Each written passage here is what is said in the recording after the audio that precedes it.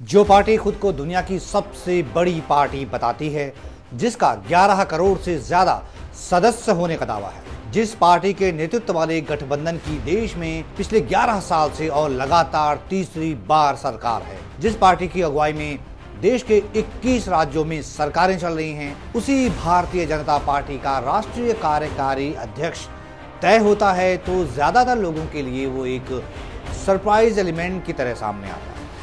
खुद पार्टी में बहुत से लोगों को खबर ही नहीं होती। नितिन नवीन का बीजेपी का राष्ट्रीय कार्यकारी अध्यक्ष बनाया जाना बेहद दिलचस्प घटनाक्रम है और इस वीडियो में उसकी सिलसिलेवार डिटेल आपके सामने रखेंगे। मीडिया रिपोर्ट्स बता रही हैं कि नितिन नवीन को कार्यकारी अध्यक्ष बनाए जाने के फैसले के बारे में पहले न किसी को इस नाम की भनक थी और न ही घोषणा की तारीख का ही कोई पता था। इसके सिर्फ 3 ही राजदार थे।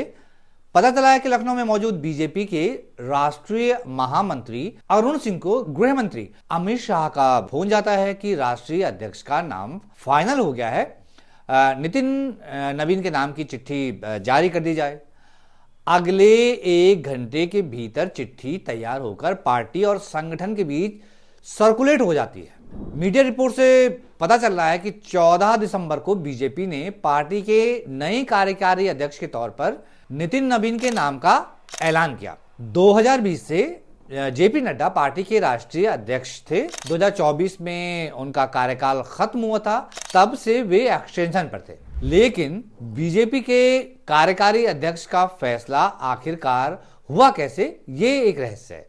इसको लेकर मीडिया रिपोर्ट जो आई है उसको बता रही है कि 2 दिन पहले पीएम मोदी ने पार्लियामेंट्री बोर्ड के सभी मेंबर्स के साथ एक ऑनलाइन मीटिंग की थी और उस बैठक में बीजेपी की जो पार्लियामेंट्री बोर्ड है उसके मेंबर के तौर पर खुद प्रधानमंत्री नरेंद्र मोदी थे और केंद्रीय गृह मंत्री अमित शाह भी मौजूद थे। रिपोर्ट्स के मुताबिक पीएम मोदी ने मीटिंग को संबोधित करते हुए पूछा कि आपको पार्टी के लिए कैसा राष्ट्रीय अध्यक्ष चाहिए, आप लोगों को उसमें किन किन गुणों की अपेक्षा है, यही आज इस मीटिंग का विषय है। और ध्यान रहे कि हमें आपकी तरफ से कोई नाम नहीं चाहिए, बस आप लोगों को उन खासियतों के बारे में बताना है जो आपको भावी राष्ट्रीय अध्यक्ष में आप जो देखना चाहते हैं। तो मिली जानकारी के मुताबिक हुआ यह कि फिर बोर्ड मेंबर्स की ओर से अध्यक्ष के लिए संभावित गुणों की लिस्ट आने लगी, क्या क्या उनमें गुण होने चाहिए। इसके बाद एक फाइनल लिस्ट तैयार हुई। उसमें मोटे तौर पर सबसे ज्यादा 4-5 बातें दोहराई गई थी। जैसे नंबर 1 युवा चेहरा होना चाहिए, नंबर 2 संगठन और पार्टी में तालमेल जो बैठाए, नंबर 3 विवादित ना हो, नंबर 4 आरएसएस और पार्टी दोनों का बैकग्राउंड हो उसका, और नंबर 5 हिंदी भाषी हो। पार्लियामेंट्री बोर्ड मेंबर्स की ये मीटिंग 45 से 50 मिनट तक चली, ऐसा खबर आई है। हालांकि इसमें किसी नाम की न चर्चा हुई और न ही ये कहा गया कि 2 दिन बाद ही पार्टी के कार्यकारी अध्यक्ष के नाम का ऐलान हो जाएगा। वो तारीख थी 14 दिसंबर की।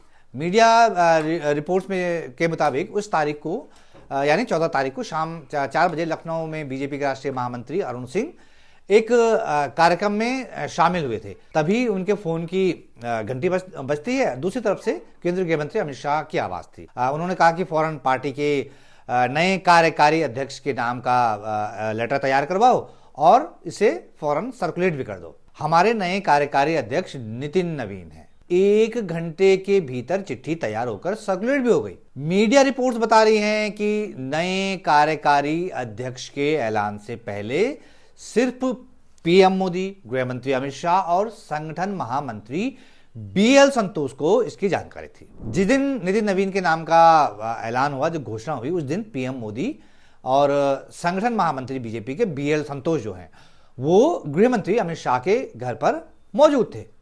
यहीं से बीएल संतोष ने ही नितिन नवीन को भी लेटर जारी होने के कुछ घंटों पहले फैसले की जानकारी दी कि आपको अध्यक्ष बनाया जा रहा है। उस वक्त इसके बारे में सिर्फ उन्हीं 3 लोगों को पता था। ये लोग एक साथ कितनी देर तक थे ये तो नहीं पता चल पाया है। बाकी सीनियर लीडरों को भी इस बारे में तब ही पता चला जब नितिन नवीन के नाम का लेटर जारी हो गया पार्टी की तरफ से। नितिन नवीन ने दिल्ली स्थित बीजेपी के मुख्यालय में कार्यकारी राष्ट्रीय अध्यक्ष का पदभार संभाला। गृह मंत्री अमित शाह और जगत प्रकाश नड्डा ने उनका हाथ पकड़कर उन्हें कुर्सी पर बैठाया। अब सवाल यह था कि नितिन नवीन को इस फैसले के बारे में कब पता चला, महामंत्री अरुण सिंह से पहले या उनके बाद? इस बारे में मीडिया रिपोर्ट्स बता रही है कि ऐलान के दिन सुबह तक नितिन नवीन को इस बारे में कुछ भी पता नहीं था, कोई जानकारी नहीं था कि उनका नाम फाइनल हुआ है। वो तो अपनी विधानसभा सीट जो है बांकीपुर में थे और वहां कार्यकर्ता सम्मान समारोह के कार्यक्रम में बिजी थे।